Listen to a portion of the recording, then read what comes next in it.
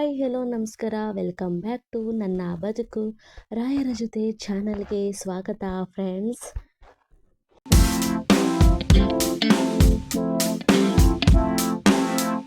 Hi hello ಎಲ್ಲರೂ ಹೇಗಿದ್ದೀರಾ? ಚೆನ್ನಾಗಿದ್ದೀರಾ ಅನ್ಕೋತೀನಿ. ಇವತ್ತಿನ ರೆಸಿಪಿ ಏನಂತ ನಿಮಗೆ ಆಲ್ರೆಡಿ ತಮಿಳ್ನೋಡೆ ಗೊತ್ತಾಗಿರುತ್ತೆ. ಹೌದು, ಇವತ್ತು ತುಂಬಾ ರುಚಿಯಾದಂತಹ ಕ್ರಿಸ್ಪಿ ಆದಂತಹ ಸಮೋಸನ್ನ ಮಾಡೋಣ ಅಂದ್ಕೊಂಡಿದ್ದೀನಿ. ಇವಾಗ ಮಳೆ ಬೇರೆ ಸ್ಟಾರ್ಟ್ ಆಗ್ತಾ ಇದೆ ಫ್ರೆಂಡ್ಸ್. ಈ ಮಳೆ ಬರುವಂತಹ ಟೈಮಲ್ಲಿ ಏನಾದರೂ ಕ್ರಿಸ್ಪಿಯಾಗಿ ಅಥವಾ ಏನಾದರೂ ಸ್ನ್ಯಾಕ್ಸ್ ತಿನ್ನಬೇಕು ಅಂತ ತುಂಬಾ ಆಸೆ ಆಗುತ್ತೆ. ಅಂಥ ಟೈಮಲ್ಲಿ ಈ ಥರ ರೆಸಿಪೀಸ್ನ ನಾವು ಮಾಡ್ಕೊಂಡು ತಿನ್ಬೋದು. ತುಂಬಾ ಟೇಸ್ಟಿಯಾಗೂ ಕೂಡ ಇರುತ್ತೆ. ಕ್ರಿಸ್ಪಿಯಾಗಿ ಕರಕರನೆ ತುಂಬಾ ಚೆನ್ನಾಗಿರುತ್ತೆ ಫ್ರೆಂಡ್ಸ್. ಇದು ತುಂಬಾ ಈಸಿಯಾಗೂ ಕೂಡ ಮಾಡ್ಬೋದು. ಮಕ್ಕಳಿಗೂ ಕೂಡ ತುಂಬಾ ಇಷ್ಟ ಆಗುತ್ತೆ. ಮನೆಯಲ್ಲೇ ಇದನ್ನು ಹೇಗೆ ಮಾಡೋದು ಏನು ಅಂತ ನಾನು ಈ ರೆಸಿಪಿಯಲ್ಲಿ ಹೇಳ್ಕೊಡೋಣ ಅಂತ ಅಂದ್ಕೊಂಡಿದ್ದೀನಿ. ನೋಡಿ, ಒಳಗೆ ಎಷ್ಟು ಸಾಫ್ಟಾಗಿ ಹೊರಗಡೆ ಎಷ್ಟು ಕ್ರಿಸ್ಪಿಯಾಗಿ ಬಂದಿದೆ ಅಂತ. ತುಂಬಾ ಈಸಿಯಾಗಿ ಈ ರೆಸಿಪಿನ ಮಾಡ್ಬೋದು. ಬನ್ನಿ ಫ್ರೆಂಡ್ಸ್, ಈ ರೆಸಿಪಿನ ಹೇಗೆ ಮಾಡೋದು ಅಂತ ಇವಾಗ ನೋಡೋಣ. ನಾನು ಇವಾಗ ಫಸ್ಟು ಹಿಟ್ಟನ್ನ ಕಲಿಸ್ಕೊಳ್ಳೋದಕ್ಕೆ ನಾನು 2 ಬೌಲಷ್ಟು ನಾನು ಮೈದಾ ಹಿಟ್ಟನ್ನ ಹಾಕ್ಕೋತಾ ಇದ್ದೀನಿ. 2 ಬೌಲಷ್ಟು ಮೈದಾ ಹಿಟ್ಟನ್ನ ಈ ಥರ ಜರಡಿ ಹಿಟ್ಟು ಹಿಡ್ಕೋತಾ ಇದ್ದೀನಿ ಫ್ರೆಂಡ್ಸ್. ನಿಮಗೆ ಮೈದಾ ಬೇಡ ಅಂದರೆ ಗೋಧಿ ಹಿಟ್ಟನ್ನು ಕೂಡ ಬಳಸ್ಕೋಬೋದು, ಅಥವಾ ಗೋಧಿ ಹಿಟ್ಟಿಗೆ ಮೈದಾ ಹಿಟ್ಟನ್ನ ಬೆರೆಸ್ಕೊಂಡು ಕೂಡ ಮಾಡ್ಕೋಬೋದು. ನಾನಿವಾಗ ಬರೀ ಮೈದಾ ಹಿಟ್ಟು 2 ಕಪ್ನಷ್ಟು ಹಾಕ್ಕೊಂಡಿದ್ದೀನಿ. ಹಾಗೆ ರುಚಿಗೆ ತಕ್ಕಷ್ಟು ಉಪ್ಪು, ಹಾಗೆ ಇದು ಎಣ್ಣೆ ಕಾಸಿ ಇಟ್ಕೊಂಡಿರುವಂಥದ್ದು ಒಂದು ಬಟ್ಲಿ ಬಿಸಿ ಎಣ್ಣೆನ ಹಾಕ್ಕೊಂಡು ಈ ಥರ ಸ್ಪೂನಲ್ಲಾದರೂ ಪರವಾಗಿಲ್ಲ, ಇಲ್ಲಾಂದರೆ ಕೈಯಲ್ಲಿ ಈ ಥರ ಸ್ಮ್ಯಾಶ್ ಮಾಡ್ತಾ ಎಲ್ಲಗೂ ಮಿಕ್ಸ್ ಆಗೋ ಥರ ಇದನ್ನು ಕೈಯಲ್ಲಿ ಮಿಕ್ಸ್ ಮಾಡಬೇಕು ಫ್ರೆಂಡ್ಸ್. ಬಿಸಿ ಎಣ್ಣೆ ಹಾಕೋದ್ರಿಂದ ತುಂಬಾ ಸಾಫ್ಟಾಗಿ ಕ್ರಿಸ್ಪಿಯಾಗಿ ಬರುತ್ತೆ. ಸಮೋಟ ತುಂಬಾ ಚೆನ್ನಾಗಿರುತ್ತೆ ಫ್ರೆಂಡ್ಸ್. ಲೇಯರು ಕೂಡ ತುಂಬಾ ಚೆನ್ನಾಗಿರುತ್ತೆ. ಅದಕ್ಕೋಸ್ಕರ ನಾವು ಒಂದು ಸಲ ಎಣ್ಣೆನ ಹಾಕ್ಕೊಂಡು ಈ ಥರ ಬೆರೆಸ್ಕೊಂಡು ಕೈಯಲ್ಲಿ ಕನ್ಸಿಸ್ಟೆಂಟಿ ನೋಡ್ಕೋಬೇಕು. ಇವಾಗ ಇದು ಹಿಟ್ಟೆಲ್ಲ ಚೆನ್ನಾಗಿ ಬೆರೆಸ್ಕೊಂಡಿದ್ದಾದಮೇಲೆ ಸ್ವಲ್ಪನೇ ನೀರನ್ನ ಹಾಕ್ಕೊಂಡು ಸಾಫ್ಟಾಗಿ ಕಲಿಸ್ಕೋಬೇಕು ಫ್ರೆಂಡ್ಸ್. ನೋಡಿ, ನಾನು ಕಲಿಸ್ತಾ ಇದ್ದೀನಲ್ಲ ಆ ಥರ ಸಾಫ್ಟಾಗಿ ಸ್ವಲ್ಪನೇ ನೀರು ಹಾಕ್ಕೊಂಡು ಕಲಿಸ್ಕೋಬೇಕು. ಜಾಸ್ತಿ ನೀರು ಹಾಕ್ಕೋಬೇಡಿ, ಸ್ವಲ್ಪನೇ ನೀರು ಹಾಕ್ಕೊಂಡು ಕಲಿಸ್ಕೊಂಡ್ರೆ ಸಾಕು. ನೋಡಿ, ಈ ಥರ ಕೈಯಲ್ಲಿ ಮೃದು ಮಾಡ್ತಾ ಚೆನ್ನಾಗಿ ಇದನ್ನು ನಾದ್ಕೋಬೇಕು. ಹಿಟ್ಟು ಸಾಫ್ಟಾಗಿ ಬರಬೇಕು ಅಂದರೆ ಕೈಯಲ್ಲಿ ಚೆನ್ನಾಗಿ ನಾದ್ಕೊಳ್ಳಿ. ಕೈಗೆ ಸ್ವಲ್ಪ ಹಿಟ್ಟು ಅಂಟ್ಕೋಬಾರ್ದು, ಅಲ್ಲಿವರೆಗೂ ಇದನ್ನು ಚೆನ್ನಾಗಿ ಸಾಫ್ಟಾಗಿ ಕಲಿಸ್ಕೋಬೇಕು. ನೋಡಿ, ನಾನು ಕಲಿಸ್ತಾ ಇದ್ದೀನಲ್ಲ, ಕೈಗೆ ಒಂದು ಸ್ವಲ್ಪನೂ ಕೂಡ ಹಿಟ್ಟು ಅಂಟ್ತಾ ಇಲ್ಲ. ಆ ಥರ ಇವಾಗ ಕಲಿಸಿದ್ದೀನೋ ಒಂದು ಸೈಡಲ್ಲಿ ಇಟ್ಟಿದ್ದೀನಿ. ಇವಾಗ ನಾನು ಮಸಾಲೆ ಮಾಡ್ಕೊಳ್ಳೋದಕ್ಕೆ 1 ಕಪ್ನಷ್ಟು ಸಣ್ಣದಾಗಿ ಹೆಚ್ಚಿಟ್ಕೊಂಡಿರುವಂತಹ ಈರುಳ್ಳಿ, ಹಾಗೆ 1 ಕಪ್ನಷ್ಟು ಅವಲಕ್ಕಿನ ತೊಗೊಂಡಿದ್ದೀನಿ. ನೀವು ದಪ್ಪ ಅವಲಕ್ಕಿನಾರ ಹಾಕ್ಬೋದು ಅಥವಾ ಸಣ್ಣ ಅವಲಕ್ಕಿನಾರ ಹಾಕ್ಬೋದು ಫ್ರೆಂಡ್ಸ್.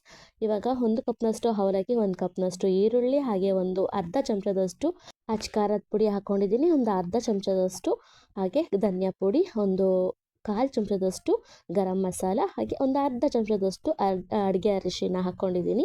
ಹಾಗೆ ಇದು ಶುಂಠಿ ತುರ್ತಿ ಇಟ್ಕೊಂಡಿರುವಂಥದ್ದು, ಬರೀ ಶುಂಠಿನ ಈ ಥರ ತುರಿದ್ಬಿಟ್ಟು 1 ಚಮಚ ಫುಲ್ಲಷ್ಟು ಹಾಕ್ಕೊಂಡಿದ್ದೀನಿ. ಹಾಗೆ ಸಣ್ಣದಾಗಿ ಹೆಚ್ಚಿಟ್ಕೊಂಡಿರುವಂತಹ ಕೊತ್ತಂಬರಿ ಸೊಪ್ಪನ್ನು ಕೂಡ ಹಾಕ್ಕೋತಾ ಇದ್ದೀನಿ, ಒಂದು ಅರ್ಧ ಕಪ್ನಷ್ಟು. ಹಾಗೆ ರುಚಿಗೆ ತಕ್ಕಷ್ಟು ಉಪ್ಪನ್ನ ಒಂದು 2 ಚಮಚದಷ್ಟು ಹಾಕ್ಕೊಂಡಿದ್ದೀನಿ ಫ್ರೆಂಡ್ಸ್.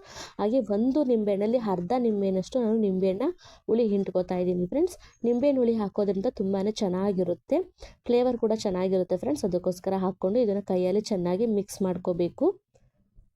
ನೀವು ಇಲ್ಲಾಂದರೆ ಆಲೂಗೆಡ್ಡೆ ಪಲ್ಯ ಮಾಡಿಕೊಂಡು ಕೂಡ ನಾವು ಸಮೋಸ ಮಾಡ್ಕೋಬೋದು. ಈರುಳ್ಳಿ ಹಾಕಿಬಿಟ್ಟು ನಾನು ಇದನ್ನು ಮಾಡಿ ತೋರಿಸ್ತಾ ಇದ್ದೀನಿ. ಈರುಳ್ಳಿ ಸಮೋಸ ಮಾಡೋದ್ರಿಂದ ಈರುಳ್ಳಿನ ಹಾಕಿಬಿಟ್ಟು ಮಾಡಿ ತೋರಿಸ್ತಾ ಇದ್ದೀನಿ. ಈರುಳ್ಳಿ ಹಾಕೋದ್ರಿಂದ ಕ್ರಿಸ್ಪಿಯಾಗೂ ಚೆನ್ನಾಗಿರುತ್ತೆ. ಈರುಳ್ಳಿ ಹಾಕೋದ್ರಿಂದ ನೀರೇನು ಬಿಟ್ಕೊಳ್ಳೋದಿಲ್ಲ ಫ್ರೆಂಡ್ಸ್, ತುಂಬಾ ಕ್ರಿಸ್ಪಿಯಾಗೂ ಕೂಡ ಚೆನ್ನಾಗಿರುತ್ತೆ. ಅದಕ್ಕೋಸ್ಕರ ಈರುಳ್ಳಿ ಹಾಕಿಬಿಟ್ಟು ನಾನು ಮಾಡಿ ತೋರಿಸಿದ್ದೀನಿ. ಇವಾಗ ಅದೊಂದು ಕಡೆ ಇಟ್ಟಿದ್ದೀನಿ. ನಾನು ಇವಾಗ ಹಿಟ್ಟು ಕಲಸಿಟ್ಟಿದ್ವಲ್ಲ ಅದು ಕೂಡ ಚೆನ್ನಾಗಿ ನೆಂದ್ಕೊಂಡಿದೆ ಫ್ರೆಂಡ್ಸ್. ಇದನ್ನು ಒಂದ್ಸಲ ಕೈಯಲ್ಲಿ ಚೆನ್ನಾಗಿ ನಾದ್ಕೋಬೇಕು. ನಾದ್ಕೊಂಡಿದ್ದಾದಮೇಲೆ ನಮಗೆ ಎಷ್ಟು ಸೈಜಲ್ಲಿ ಬೇಕು ಅಷ್ಟು ಸೈಜಲ್ಲಿ ನಾನು ಬಿಲ್ಲೆನ ಮಾಡಿ ಇಟ್ಕೋತಾ ಇದ್ದೀನಿ. ಅಂದರೆ ಚಪಾತಿ ಮಾಡ್ತೀವಲ್ಲ, ಆ ಚಪಾತಿ ಬಿಲ್ಲೆ ಸೈಜಲ್ಲಿ ನಾವು ಮಾಡಿ ಇಟ್ಕೋಬೇಕು. ನಾನು ಒಂದು 5 ಬಿಲ್ಲೆಯಷ್ಟು ಮಾಡಿ ಇಟ್ಕೊಂಡಿದ್ದೀನಿ. 2 ಕಪ್ಪಷ್ಟು ಮೈದಾ ಹಿಟ್ಟಲ್ಲಿ ನಾನು ಒಂದು 5 ಬಿಲ್ಲೆಯಷ್ಟು ಮಾಡಿ ಇಟ್ಕೊಂಡಿದ್ದೀನಿ ಫ್ರೆಂಡ್ಸ್. ಮಾಡಿ ಇಟ್ಕೊಂಡು ಈ ಥರ ಲತೋಡಿಯಲ್ಲಿ ಉತ್ಕೋಬೇಕು. ನಾವು ಚಪಾತಿ ಉತ್ತೀವಲ್ಲ ಆ ಸೈಜಲ್ಲಿ ಇದನ್ನು ಉತ್ಕೋಬೇಕು. ನಾವು ಈ ಥರ ತಿರುವಾಗ್ತಿದ್ದಂಗೆ ಅದು ಸಣ್ಣ ಆಗುತ್ತೆ ಫ್ರೆಂಡ್ಸ್. ತುಂಬ ತೆಳ್ಳಗೆ ಉತ್ಕೊಂಡಷ್ಟು ಲೇಯರ್ ತುಂಬ ಚೆನ್ನಾಗಿರುತ್ತೆ, ಸಾಫ್ಟಾಗಿ ಕ್ರಿಸ್ಪಿಯಾಗಿ ಬರುತ್ತೆ. ತುಂಬ ದಪ್ಪ ಇರಬಾರ್ದು, ತೆಳ್ಳಗೆ ಎಷ್ಟು ಉತ್ಕೋತೀವೋ ಅಷ್ಟು ಚೆನ್ನಾಗಿ ಉದ್ದಿ ಹಿಡ್ಕೋಬೇಕು. ನೋಡಿ, ಇವಾಗ ನಾನು ಇಷ್ಟು ಉದ್ದಿ ಹಿಡ್ಕೊಂಡಿದ್ದೀನಿ. ಈಗ ಒಂದು ಹಂಚು ಕಾಯೋದಕ್ಕೆ ಇಟ್ಟಿದ್ದೀನಿ. ಹಂಚು ಕಾಯೋಕೆ ಇಟ್ಕೊಂಡು ಚಪಾತಿನ ಬೇಯಿಸ್ಕೊತಾ ಇದ್ದೀನಿ. ಚಪಾತಿ ಫುಲ್ಲು ಬೇಯಿಸ್ಕೋಬಾರ್ದು, ಒಂದು ಅರ್ಧ ಬರ್ಧಷ್ಟು ಬೇಯಿಸ್ಕೊಂಡ್ರೆ ಸಾಕು ಫ್ರೆಂಡ್ಸ್. ಒಂದು ಸ್ವಲ್ಪ ಇದು ಬೇಯ್ತಾ ಇದೆ ಅನ್ನೋ ಥರ ಬೇಯಿಸ್ಕೊಂಡ್ರೆ ಸಾಕು. ಜಾಸ್ತಿ ಇದನ್ನು ಸಿಯೋ ಥರ ಎಲ್ಲ ಬೇಯಿಸ್ಕೊಳ್ಳೋದು ಬೇಡ. ಸುಮ್ಮನೆ ಒಂದು ಸ್ವಲ್ಪ ಬಿಸಿ ಮಾಡೋ ಥರ ಇದ್ದರೆ ಸಾಕು ಫ್ರೆಂಡ್ಸ್. ನಾನಿವಾಗ 2 ಕಡೆಯೂ ಸ್ವಲ್ಪ ಇದನ್ನು ಬಿಸಿ ಮಾಡ್ಕೊಂಡಿದ್ದೀನಿ. ಒಂದು 5 ಚಪಾತಿನ ಈ ಥರ ಬಿಸಿ ಮಾಡ್ತಾಯಿದ್ದೀನಿ ನೋಡಿ. ಈ ಥರ ಕಲರ್ ಬಂದರೆ ಸಾಕು ಫ್ರೆಂಡ್ಸ್. ಇವಾಗ ಒಂದು 5 ಲೇಯರ್ನ ನಾನು ಮಾಡಿ ಇಟ್ಕೊಂಡಿದ್ದೀನಿ ನೋಡಿ. 1 2 3 4 5 ಚಪಾತಿನ ಇವಾಗ ರೆಡಿ ಮಾಡಿ ಇಟ್ಕೊಂಡಿದ್ದೀನಿ. ಇವಾಗ ನಾನು ಇದನ್ನು ಕಟ್ ಮಾಡ್ಕೋಬೇಕು ಫ್ರೆಂಡ್ಸ್. ನೋಡಿ, ಒಂದು ಬಾಕ್ಸ್ಡು ಸ್ಟೆಪ್ಪು ಬರೋ ತನಕ ಇದನ್ನು ಕಟ್ ಮಾಡ್ಕೊಳ್ಳಿ. ಸುತ್ತಲೂ ಕೂಡ ನಾವು ಕಟ್ ಮಾಡ್ಕೋಬೇಕು. ಒಂದು ಬಾಕ್ಸ್ ಸೈಜಲ್ಲಿ ಇದು ಕಾಣಬೇಕು, ಆ ಥರ ನಾನು ಒಂದು ಸುತ್ತಲೂ ಈ ಥರ ಚಾಕು ತೊಗೊಂಡು ಕಟ್ ಮಾಡ್ತಾಯಿದ್ದೀನಿ. ಸೈಡ್ ಎಡ್ಜಸ್ ಏನಿರುತ್ತೋ ಅದನ್ನು ಮಾತ್ರ ನಾವು ಇವಾಗ ಕಟ್ ಮಾಡಿಕೊಂಡು ಮಧ್ಯದ ಮಾತ್ರ ತೊಗೊಂಡಿದ್ದೀವಿ. ಆ ಎಡ್ಜಸ್ಸು ಏನು ವೇಸ್ಟ್ ಆಗೋದಿಲ್ಲ. ಅದನ್ನು ಏನು ಮಾಡುವುದು ಅಂತ ನಾನು ನೆಕ್ಸ್ಟು ಹೇಳ್ತೀನಿ ಫ್ರೆಂಡ್ಸ್. ಅದು ಹಾಗೆ ಇರಲಿ. ಎಡ್ಜಸ್ನು ಮಾತ್ರ ಏನು ಬಿಗಾಯಿಸ್ಬೇಡಿ, ಏನು ಮಾಡಬೇಡಿ, ಅದು ಹಾಗೆ ಇರಲಿ ಫ್ರೆಂಡ್ಸ್. ಇವಾಗ ನಾನು ಎಡ್ಜಸ್ ಎಲ್ಲ ಕಟ್ ಮಾಡಿದಾದಮೇಲೆ ಮಧ್ಯದಲ್ಲಿ 3 ಪೀಸಸ್ನಾಗಿ ಮಾಡ್ಕೊಂಡಿದ್ದೀನಿ ನೋಡಿ. ಇವಾಗ ಲೇಯರು ರೆಡಿಯಾಗಿದೆ.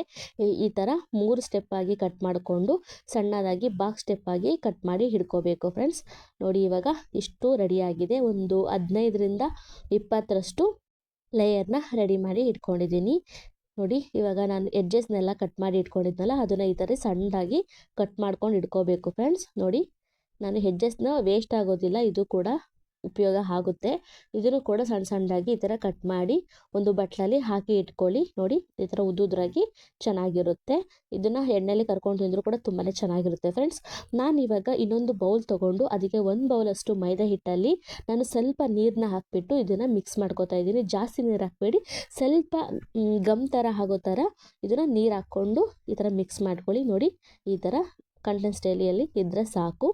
ಇವಾಗ ಒಂದೊಂದೇ ನಾನು ಲೇಯರ್ನ ತೊಗೊಂಡು ನೋಡಿ ಈ ಥರ ಮರ್ಚಿ ತೋರಿಸ್ತಾ ಇದ್ದೀನಿ ನೋಡಿ.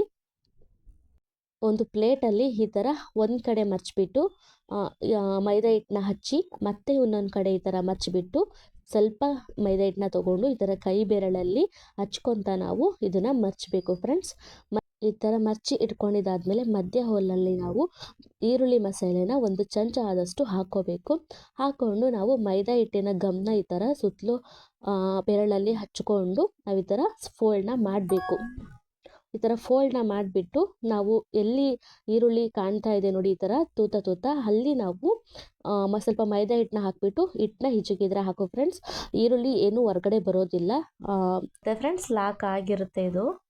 ಎಣ್ಣೆಲಿ ಕರೆದ್ರೆ ಏನೂ ಆಗೋದಿಲ್ಲ ನೋಡಿ. ಈಗ ನಾನು ಒಂದು ಮಾಡಿ ತೋರಿಸಿದ್ದೀನಿ, ಇವಾಗ ಇನ್ನೊಂದು ಕೂಡ ಮಾಡಿ ತೋರಿಸ್ತಾ ಇದ್ದೀನಿ. ಈ ಥರ ಮೈದಾ ಹಿಟ್ಟನ್ನ ಸ್ವಲ್ಪ ಕೈಗೆ ಹಚ್ಕೊಂಡು ಬೆರಳಿಗೆ ನಾವು ಹಿಟ್ಟಿಗೆ ಎಷ್ಟು ಆಕಾರದಲ್ಲಿ ಬೇಕೋ ಅಷ್ಟು ಆಕಾರದಲ್ಲಿ ಹಚ್ಕೊಂಡು 1 ಸ್ಪೂನಷ್ಟು ಈರುಳ್ಳಿ ಮಸಾಲೆನ ಹಾಕ್ಕೊಂಡು ಈ ಥರ ಕ್ಲೋಸ್ ಮಾಡೋದು ಅಷ್ಟೇ. ತುಂಬಾ ಈಸಿಯಾಗಿ ಮಾಡ್ಬೋದು ಫ್ರೆಂಡ್ಸ್. ನಾನು ಇವಾಗ ಒಂದು ಐಡಿಯಾದಲ್ಲಿ ತೋರಿಸಿಕೊಟ್ಟಿದ್ದೀನಿ. ಇವಾಗ ಇನ್ನೊಂದು ಐಡಿಯಾದಲ್ಲಿ ಈ ಥರ ಲೇಯರ್ನ ತೊಗೊಂಡು ಬರೀ ಹಿಂಗೆ ನಾವು ಪಟ್ನ ಕಟ್ತೀವಲ್ಲ, ಆ ಥರ ಪಟ್ನ ಕೊಟ್ಟೋ ಇದರಲ್ಲಿ ಈ ಥರ ಫೋಲ್ಡ್ ಮಾಡಿಬಿಟ್ಟು ನಾವು ಮಸಾಲೆ 2 ಸ್ಪೂನಷ್ಟು ಹಾಕ್ಬೋದು. ಇದರಲ್ಲಿ ಸ್ವಲ್ಪ ದೊಡ್ಡದಾಗಿ ಬರುತ್ತೆ. 2 ಸ್ಪೂನಷ್ಟು ಹಾಕಿಬಿಟ್ಟು ಸ್ವಲ್ಪ ಮೈದಾ ಹಿಟ್ಟನ್ನ ಸುತ್ತಲೂ ಹಚ್ಕೊಂಡು ಈ ಥರ ಫೋಲ್ಡ್ ಮಾಡೋದು. ಇದು ಕೂಡ ತುಂಬಾ ಈಸಿ ಫ್ರೆಂಡ್ಸ್. ನಾವು ಪಟ್ನ ಹೇಗೆ ಕಟ್ತೀವಿ ಆ ಥರ ಕಟ್ಕೊಳ್ಳೋದು. ಮಧ್ಯದಲ್ಲಿ ನಾವು ಈರುಳ್ಳಿ ಮಸಾಲೆನ ಹಾಕಿಬಿಟ್ಟು ಫೋಲ್ಡ್ ಮಾಡೋದು. ತುಂಬ ಈಸಿಯಾಗೂ ಕೂಡ ಇದು ಕೂಡ ಇದೆ ನೋಡಿ. ನಾನು ತೋರಿಸ್ಕೊಡ್ತಾ ಇದ್ದೀನಲ್ಲ, ಆ ಥರ ಸುತ್ತಲೂ ಮೈದಾ ಹಿಟ್ಟನ್ನ ಹಚ್ಕೊಳ್ಳೋದು, ಇದನ್ನು ಫೋಲ್ಡ್ ಮಾಡೋದು ಅಷ್ಟೇ. ಇದೇನು ಈರುಳ್ಳಿ ಹೊರ ಬರುತ್ತೆ ಅಂತ ಏನೂ ಟೆನ್ಷನ್ ಇಲ್ಲ. ಸುತ್ತಲೂ ನಾವು ಈ ಥರ ಹಿಟ್ಟನ್ನ ಹಚ್ಕೊಂಡು ಕ್ಲೋಸ್ ಮಾಡಿಕೊಂಡ್ರೆ ಆಯಿತು ನೋಡಿ. ಅದೇ ತ್ರಿಕೋನ ಆಕಾರದಲ್ಲಿ ಸಮೋಸ ಆಕಾರದಲ್ಲಿ ನಾನು ಮಾಡಿದ್ದೀನಿ. ತುಂಬ ಈಸಿಯಾಗೂ ಕೂಡ ಮಾಡ್ಬೋದು. ಇವಾಗ ಎಣ್ಣೆ ಚೆನ್ನಾಗಿ ಕಾದಿದೆ. ಎಣ್ಣೆ ಕಾದಿದಾದಮೇಲೆ ನಾನಿವಾಗ ಒಂದು 5ರಿಂದ 6ನಷ್ಟು ಸಮೋಸನ ಹಾಕ್ಕೋತಾ ಇದ್ದೀನಿ ನೋಡಿ.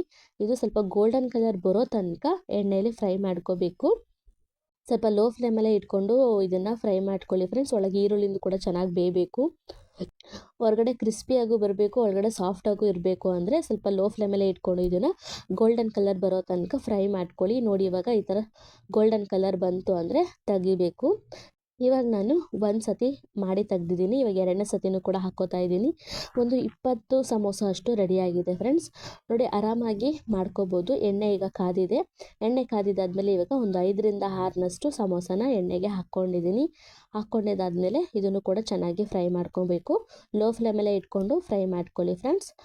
ಇದು ಸ್ವಲ್ಪ ಗೋಲ್ಡನ್ ಕಲರ್ ಬರ್ತಿತ್ತು ಅಂದಾಗಲೇ ತೆಗಿಬೇಕು. ಜಾಸ್ತಿ ಸಿಯೋ ಥರ ಎಲ್ಲ ಮಾಡ್ಕೋಬೇಡಿ. ಗೋಲ್ಡನ್ ಕಲರ್ ಬರ್ತಾಯಿತ್ತೆ ಅನ್ನೋ ಅಷ್ಟರಲ್ಲಿ ನಾವು ಎಣ್ಣೆಯಿಂದ ಇದನ್ನು ತೆಗಿಬೇಕು ಫ್ರೆಂಡ್ಸ್. ಇವಾಗ ನೋಡಿ ಈಗ ಒಂದು ಬೌಲಲ್ಲಿ ನಾನು ಹಾಕ್ಕೊಂಡಿದ್ದೀನಿ. ಒಂದು ಜಾಲ್ರಿ ಪಾತ್ರೆನೇ ತೊಗೊಂಡಿದ್ದೀನಿ ಫ್ರೆಂಡ್ಸ್, ಎಣ್ಣೆ ಸ್ವಲ್ಪ ಇಳ್ಕೊಳ್ಳಿ ಅಂತ. ನೀವು ಪರವಾಗಿಲ್ಲ ಒಂದು ಪ್ಲೇಟಲ್ಲಾದರೂ ಹಾಕ್ಕೋಬೋದು. ಒಂದು ಪ್ಲೇಟ್ಗೆ ಪೇಪರ್ ಅಥವಾ ಟಿಶ್ಯೂನ ಹಾಕ್ಬಿಟ್ಟು ಅದ್ರ ಮೇಲೆ ಸಮೋಸನ ಹಾಕ್ಕೊಂಡ್ರೆ ಎಣ್ಣೆ ಎಲ್ಲ ಪೇಪರಲ್ಲಿ ಹೀರ್ಕೊಳ್ಳುತ್ತೆ. ನಾನಿವಾಗ ಸಮೋಸ ಎಲ್ಲ ರೆಡಿ ಆದಮೇಲೆ ಕಟ್ ಮಾಡಿ ಇಟ್ಕೊಂಡಿದ್ವಲ್ಲ ಸೈಡ್ ಪೀಸಸ್ಸು, ಅದನ್ನು ಕೂಡ ಎಣ್ಣೆಲಿ ಈ ಥರ ಕರಿತಾ ಇದ್ದೀನಿ. ಅದು ಕೂಡ ಆರಾಮಾಗಿ ಟೀ ಜೊತೆ ನೆಂಚ್ಕೊಂಡು ತಿನ್ಬೋದು. ನೀವು ಮೆಣಸಿನ್ಕಾಯಿ ತಿಂತೀವಿ ಅನ್ನೋದಾದ್ರು ಈ ಥರ ಮಧ್ಯದಲ್ಲಿ ಒಂದು ಸೂಜಿ ತೊಗೊಂಡು ಅದನ್ನು ಹೋಲ್ ಮಾಡಿಬಿಟ್ಟು ಎಣ್ಣೆಯಲ್ಲಿ ಕರ್ಕೊಳ್ಬೇಕು. ಸಮೋಸ ಜೊತೆ ಮೆಣಸಿನ್ಕಾಯಿನ ನೆಂಚ್ಕೊಂಡು ತಿಂದರೆ ತುಂಬಾ ಚೆನ್ನಾಗಿರುತ್ತೆ ಫ್ರೆಂಡ್ಸ್. ಖಾರವಾಗಿ ಈ ಚಳಿಯಲ್ಲಿ ಏನಾದರೂ ತಿನ್ನಬೇಕು ಅನ್ನಿಸ್ದಾಗ ಸಮೋಸ ಜೊತೆ ಈ ಥರ ಒಂದು ಮೆಣಸಿನ್ಕಾಯಿನ ತಿಂತಾಯಿದ್ರೆ ತುಂಬಾ ಚೆನ್ನಾಗಿರುತ್ತೆ. ನಾನು ಮೆಣಸಿನ್ಕಾಯಿನೂ ಕೂಡ ಒಂದು ಬೌಲಷ್ಟು ಕರ್ದ್ಬಿಟ್ಟು ಇಟ್ಕೋತಾ ಇದ್ದೀನಿ. ನೋಡಿ, ಈ ಥರ ಕರ್ದು ಎಣ್ಣೆನ ಸೋಸ್ಕೋತಾ ಇದ್ದೀನಿ ಟಿಶ್ಯೂ ಪೇಪರಲ್ಲಿ. ಇವಾಗ ನಾನು ಸಮೋಸನ ರೆಡಿಯಾಗಿದೆ ಫ್ರೆಂಡ್ಸ್. ನಾವು ಟೊಮೊಟೊ ಸಾಸಲ್ಲಿ ಇದನ್ನು ನೆಂಚ್ಕೊಂಡು ತಿಂತಾಯಿದ್ದೀನಿ. ನೋಡಿ ಎಷ್ಟು ಚೆನ್ನಾಗಿದೆ ಅಂತ. ಟೊಮೊಟೊ ಸಾಸಲ್ಲಿ ಸ್ವಲ್ಪ ಎತ್ಕೊಂಡು ಈ ಥರ ತಿಂತಾಯಿದ್ರೆ ಅದ್ರ ಮಜಾನೇ ಬೇರೆ. ಹೊರಗಡೆ ಕ್ರಿಸ್ಪಿಯಾಗಿ ಒಳಗಡೆ ಸಾಫ್ಟಾಗಿ ತುಂಬಾ ರುಚಿಯಾಗಿದೆ. ನಾನು ಒಂದು ಮೆಣಸಿನ್ಕಾಯಿನೂ ಕೂಡ ತಿಂತಾಯಿದ್ದೀನಿ. ತುಂಬಾ ಚೆನ್ನಾಗಿದೆ ಫ್ರೆಂಡ್ಸ್. ಈ ಮಳೆ ಬರುವಂತಹ ಟೈಮಲ್ಲಿ ಏನಾದರೂ ತಿನ್ನಬೇಕು ಅನ್ನಿಸ್ದಾಗ ಈ ಥರ ರೆಸಿಪೀಸ್ನ ಮನೆಯಲ್ಲೇ ಮಾಡ್ಕೋಬೋದು. ಮಕ್ಕಳಿಗೂ ಕೂಡ ಏನಾದರೂ ಮಾಡಿಕೊಡ್ಬೇಕು ಅಂದಾಗ ಈ ಥರ ರೆಸಿಪೀಸ್ನ ಮಾಡಿಕೊಡಿ, ಅವ್ರಿಗೂ ಕೂಡ ತುಂಬಾ ಇಷ್ಟ ಆಗುತ್ತೆ. ಈ ಮಳೆಗಾಲದಾಗಂತೂ ಟೀ ಜೊತೆ ಇದನ್ನು ಮಾಡಿಕೊಂಡು ತಿಂತಾಯಿದ್ರೆ ಈವ್ನಿಂಗ್ ಟೈಮಲ್ಲಿ ಅದ್ರ ಮಜಾನೇ ಬೇರೆ ಫ್ರೆಂಡ್ಸ್. ನೋಡಿದ್ರಿ ಅಲ್ವಾ ಈ ರೆಸಿಪಿನ ಹೇಗೆ ಮಾಡೋದು ಅಂತ. ಓಕೆ ಫ್ರೆಂಡ್ಸ್, ಈ ರೆಸಿಪಿ ನಿಮಗೆ ಇಷ್ಟ ಆಗಿದೆ ಅನ್ಕೋತೀನಿ. ಇಷ್ಟ ಆಗಿದ್ದರೆ ಎಲ್ಲರೂ ಒಂದು ಕಮೆಂಟ್ ಮಾಡಿ, ಲೈಕ್ ಮಾಡಿ, ಹಾಗೆ ಶೇರ್ ಮಾಡಿ. ಹಾಗೆ ಯಾರೆಲ್ಲ ಇನ್ನೂ ನನ್ನ ಚಾನಲ್ಗೆ ಸಬ್ಸ್ಕ್ರೈಬ್ ಮಾಡ್ಕೊಂಡಿಲ್ಲ ಅಂದರೆ ಸಬ್ಸ್ಕ್ರೈಬ್ ಮಾಡ್ಕೊಂಡು ನೋಡಿ ಅಂತ ಕೇಳ್ಕೊತೀನಿ. ಹೀಗೆ ಒಳ್ಳೊಳ್ಳೆ ರೆಸಿಪೀಸ್ನ ಹಾಕ್ತಾ ಇರ್ತೀನಿ, ನೋಡಿ ಸಪೋರ್ಟ್ ಮಾಡಿ ಫ್ರೆಂಡ್ಸ್. ನೆಕ್ಸ್ಟ್ ಒಂದೊಳ್ಳೆ ರೆಸಿಪಿ ಜೊತೆ ಸಿಗ್ತೀನಿ. ಟಾಟಾ ಬಾಯ್.